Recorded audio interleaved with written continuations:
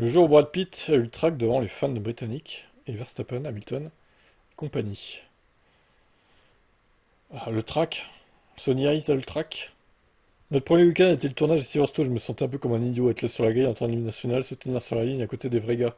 Vous deviez juste l'avaler et dire c'est mon travail, c'est ce que je dois faire. Certainement qu'à la fin, on se sentait comme dans notre propre cours.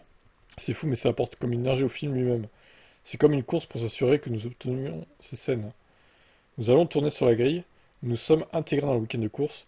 Nous devons nous prouver que nous ne gâchons pas le programme, pour ne pas ralentir la course de quelque manière que ce soit, et qu'on ne gêne personne du coup.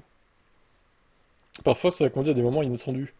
Damson et moi faisons l'hymne national. Nous nous retournons, nous nous retrouvons à marcher avec Carlos Sainz, ces petits accidents qui se produisent, et puis nous arrivons à l'arrière de la grille. Nous obtenons 2 prises pour cette scène avec Tobias et Ravière. La veille, la toute première chose que nous avons filmée était nous sortant, emmenant les voitures par nous-mêmes devant les 100 000 fans le jour des qualifs. Ça m'a marqué. Bon, mes critiques sont à retrouver sur la chaîne, hein. Critique full spoil, hein, je précise, donc voilà. Si vous n'avez pas vu le film, évitez cette vidéo.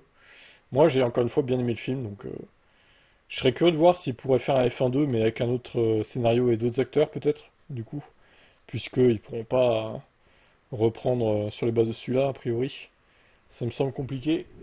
Mais quoique, peut-être se concentrer sur Damson Idris, là, c'est-à-dire Joshua Pierce dans le film, qui donc pourrait peut-être avoir une histoire autour de lui. Par contre, je suis pas sûr que lui, à lui seul, il suffise. Il faudrait qu'il y ait une tête d'affiche dans le film, hein. Parce que ça reste un acteur inconnu, ce gars-là. Donc, mais bon, après, c'est pas moi qui écris les scénarios, à eux de voir, hein.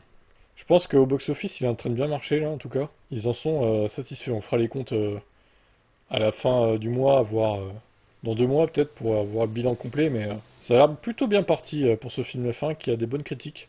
4,2 sur 5 sur le ciné. Moi, je mettrais 15 sur 20. Un bon 15 sur 20, quand même. Allez, ciao.